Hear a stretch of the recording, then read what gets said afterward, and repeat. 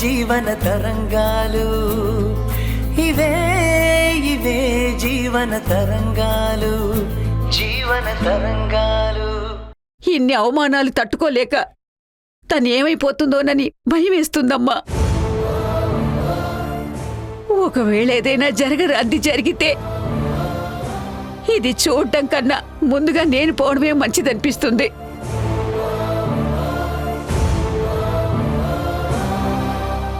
అత్తయ్య గారు కూడా అప్పుడప్పుడు దేవిక గారి గురించి చెప్తుంటే విన్నాను. ఎప్పుడూ పనే కాదు, నీ ఆరోగ్యం కూడా కాపాడుకో, మీ కాపురాన్ని నిలబెట్టుకో అని చెప్పేవారు. అయినా వినలేదు. ఇప్పుడేదైనా జరిగితే ఏ ఉద్యోగం వచ్చి ఆదుకుంటుంది? ఇందాకేం జరిగిందో తెలుసమ్మా. దేవిక ఆఫీస్కి రెడీ అయ్యి వెళ్ళబోతుంటే ఆ ఆఫీసు వ్యక్తి ఫైల్ తీసుకునే పని మీద ఇంటికొచ్చి దేవికను చూసి సస్పెండ్ అయినా ఇంకా జాబులో ఉన్నానన్న భ్రమలో ఉంది, బహుశా పిచ్చి పట్టిందేమోనని అన్నాడు. ఆ మాట విని తల్లడిల్లిపోయాను. మీరు చెప్పేది విన్నాక దేవిక గారు ముందు ముందు ఏమైపోతారు అని భయమేస్తుంది బామ్మ.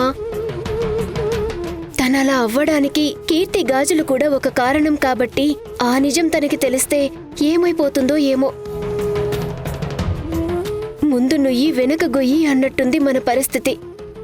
నిజాన్ని చెప్పలేము, అలాగని దాయలేము. ఏమవుతుందో ఏంటో. తన ఆరోగ్యం బాగుండాలంటే నిజం చెప్పకపోవడమే మంచిది దీప.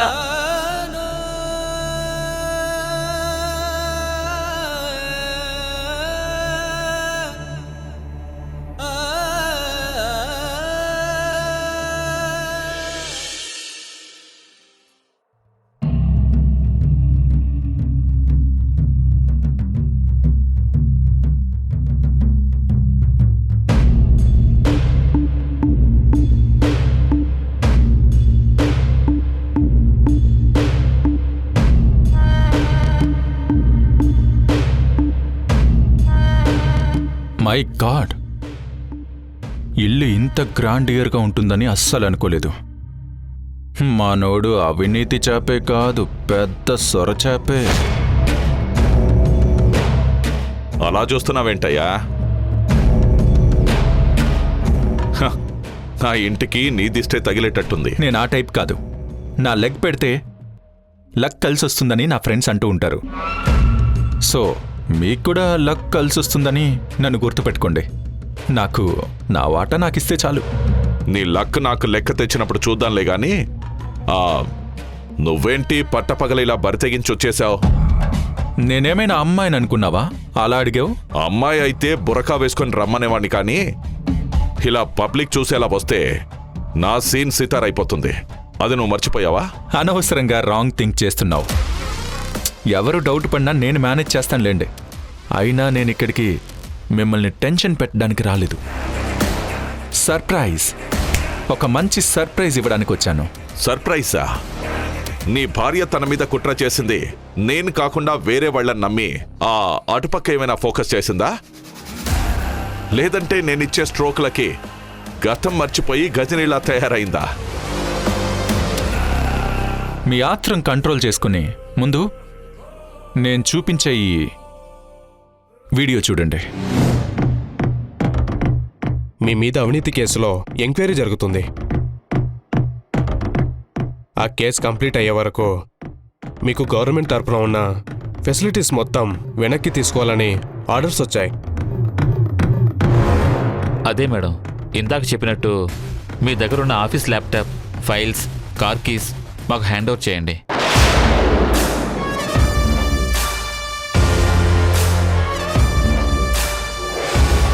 ఓకే మేడం, అన్నీ ఉన్నాయి. ఫైనల్గా డాక్యుమెంట్ మీద మీరు సైన్ చేస్తే సరిపోతుంది.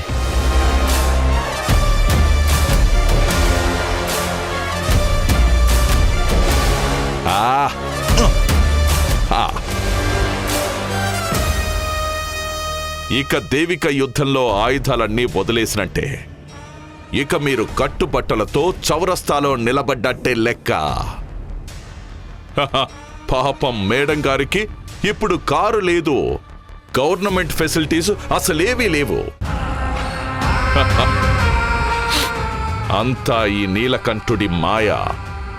శివంగి దేవికని ఓడించాను. నా పగ ఇన్నాళ్లకు చల్లారింది.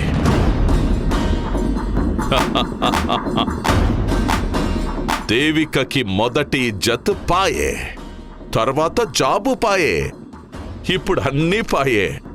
Govinda Govinda. Devika care of platform అయింది.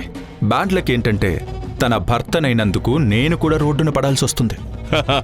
నీకు నేనున్నా లేవయ్యా. ఇప్పుడు దేవిక చేసిన ఆ సంతకమే ఆఖరిది కావాలి. ఆ వీడియో నాకు పంపించు. రోజు ఆ వీడియోను చూసి నేను పండగ చేసుకుంటాను.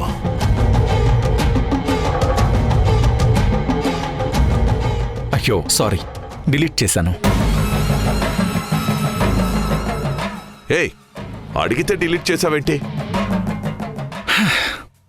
ఇలాంటి ప్రూఫ్స్ బయటకు వస్తే నేను దొరికిపోతాను. జస్ట్ మిమ్మల్ని హ్యాపీ చేయడం కోసమే వీడియో చూపించాను. సర్లే గాని నాకు అర్జెంటుగా 1 lakh చెక్ రాసివ్వండి. అప్పు దొరికితే చాలు, లకారానికి లైన్ వేస్తాడు. మీరు అడిగింది ఇవ్వడానికి థింక్ చేస్తున్నారు, కానీ దేవిక పెళ్లి వీడియో చూస్తే అనుమానితులు ఎవరైనా దొరికే ఛాన్స్ ఉంది. అసలే వీడియో తెప్పించమని పట్టుబట్టింది. ఆ వీడియో చూస్తే అమ్మో, నా వాడు దొరికిపోయే ఛాన్స్ ఉంది. అలా జరగకూడదు కళ్యాణ్. లకారం ఇస్తే దేవికని లాక్ చేస్తాను, లేదంటే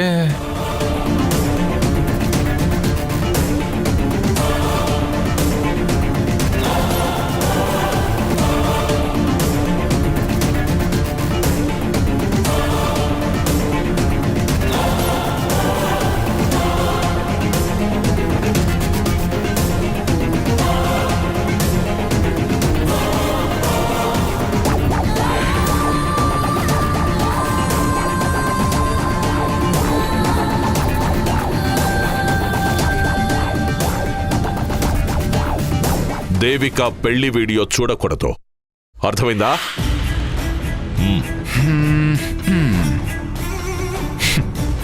మై హూనా, మీరు హ్యాపీగా పెగ్ వేయండి.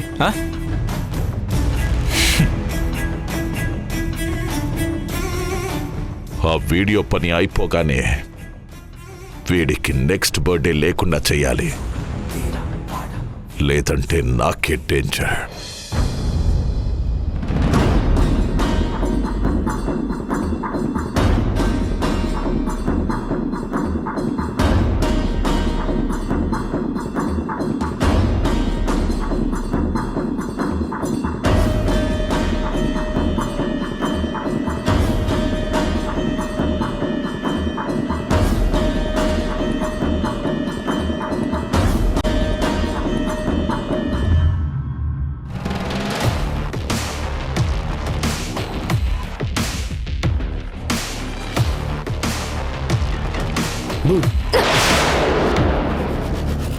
హలో చిక్రీ, ఇది కళ నిజమా?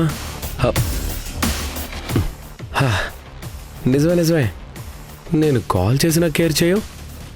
అలాంటిది నువ్వు పిలవకుండా నేను ఆఫీస్కి వచ్చి నా కోసం వెయిట్ చేస్తున్నావంటే మొత్తానికి పెద్ద ప్లానింగే చిక్రీ. కొంప తీసి నైట్ కల్లోకి వచ్చి రమ్మని పిలిచానా ఏంటి?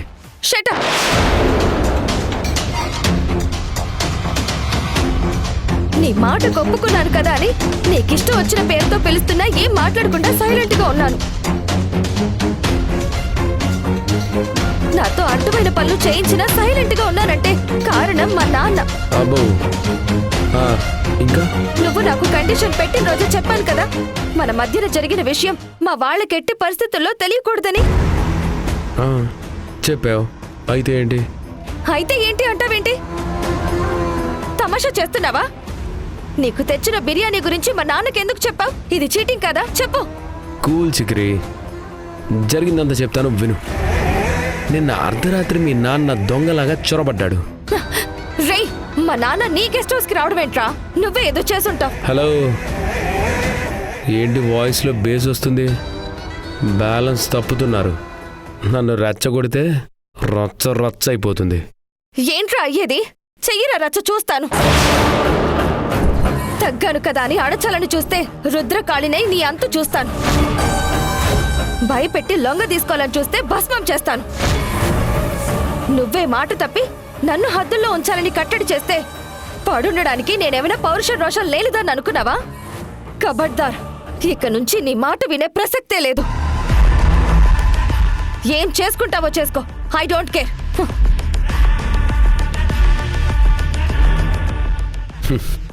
నన్నే అవసరానికి వాడుకొని నాకే వార్నింగ్ ఇచ్చి వెళ్తావు కదా. ఏ కీర్తి, నిన్ను ఎలా లొంగ తీసుకుంటానో చూసుకో.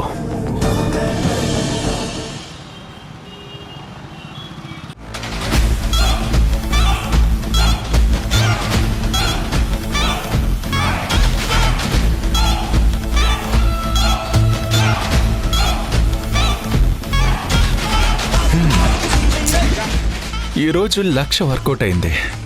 దీంతో నా డార్లింగ్కి ఏదైనా మంచి గిఫ్ట్ కొనిపెట్టి సర్ప్రైజ్ చేయాలి.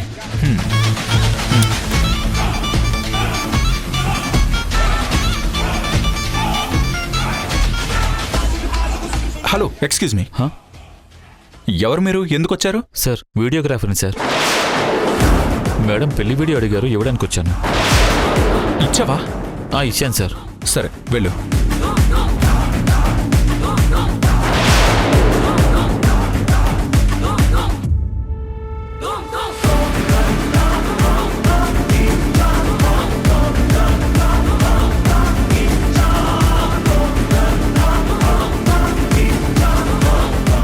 Damn it. లకారం చెక్కిచ్చాడన్న ఆనందంలో పెళ్లి వీడియో గుర్తు రాలేదు.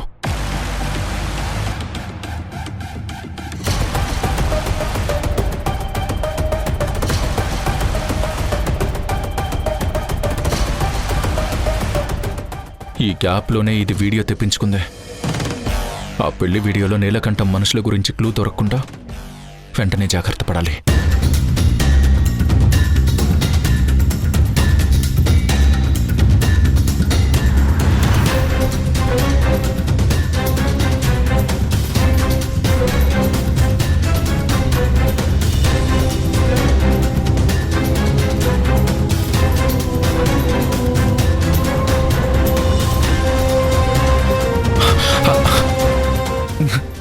అరే దేవిక, అప్పుడే పెళ్లి వీడియో తెప్పించుకుని చూస్తున్నావా? ఇప్పటికీ బాగా లేట్ అయింది కళ్యాణ్. ఈ వీడియోలో ఏదైనా సస్పీషియస్ గా ఉన్న క్లూ దొరుకుతుందని చిన్న ఆశ. మీరు చూడండి. దేవిక, నువ్వు వెళ్ళి రెస్ట్ తీసుకో. నేను చూసి క్లూ దొరకగానే చెప్తాను. మీరొక్కరే చూస్తే క్లూ దొరకదండి. ఎందుకంటే నా కలీగ్స్ గురించి గాని, మా బంధువులెవరో బయట వాళ్ళెవరో మీకు పూర్తిగా తెలీదు కాబట్టి మీరు గుర్తుపట్టలేరు. నేను చూస్తానండి, మీరు వెళ్ళి ఫ్రెష్ అప్ అవ్వండి.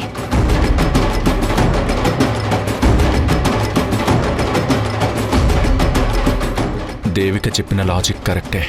ఇప్పుడెలా వీడియో చూడకుండా చేయాలి?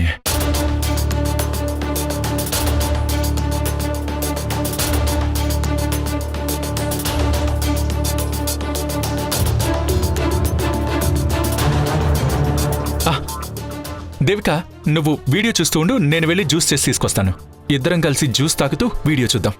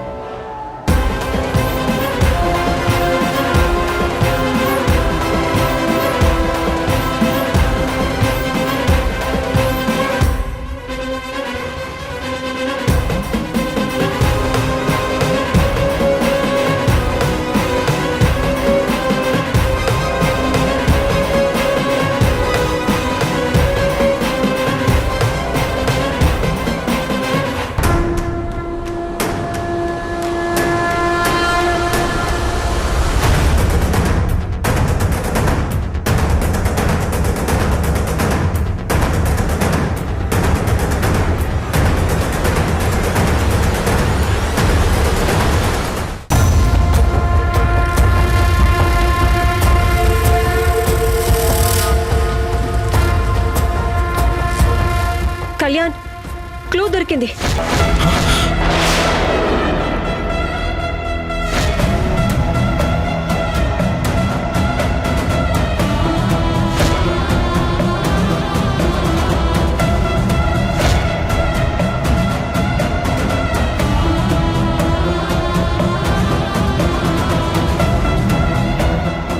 వీడు ఆ నీలకంఠం మనిషి.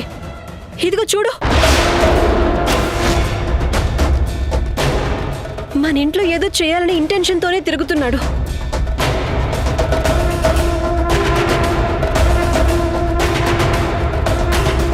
నీలకంఠం దొరికిపోయాడు. వాడు నోరు విప్పితే నేను కూడా జైలుకు వెళ్ళి చెప్పకూడదు తినాల్సిందే. నోను, అలా జరగకూడదు.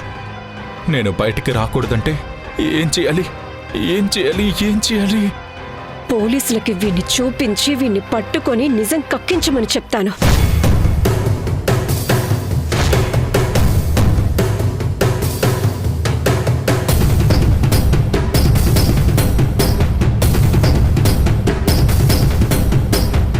అప్పుడు వీడి వెనుక ఎవరెవరున్నారో అందరినీ బయటికి లాగి వాళ్ళ చేతులకు సంకెళ్లు వేయించి సిటీ మొత్తం ఊరేగింపుగా తిప్పేలా చేయిస్తాను.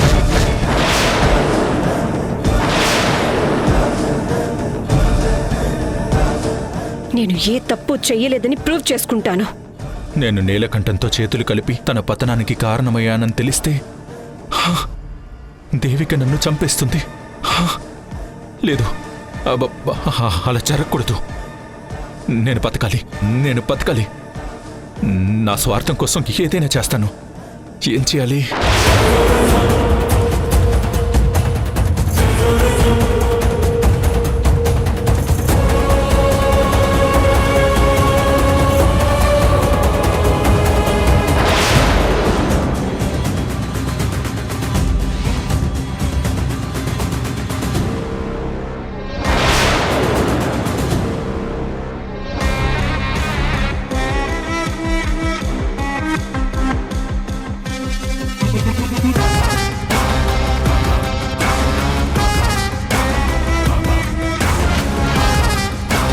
హలో, ఎస్ఐ గారు.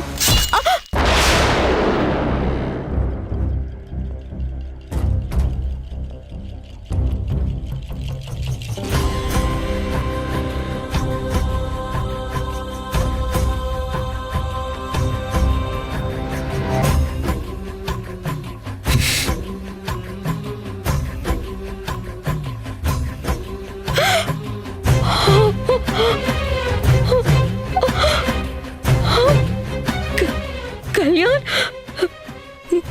నువ్వు నన్ను చంపాలనుకోవడం ఏంటి? నువ్వెంత ద్రోహం చేస్తావనుకోలేదు. నీ మీద జరిగిన కుట్రలో నాకు కూడా భాగం ఉంది. అది తెలిస్తే తట్టుకోలేవు. మూడో మనిషికి నా విశ్వరూపం తెలియకముందే జాగ్రత్త పడుతున్నాను.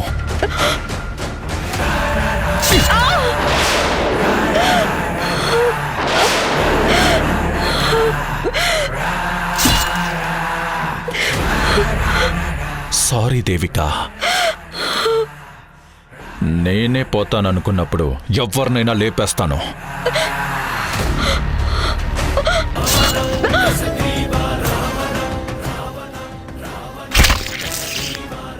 Good bye.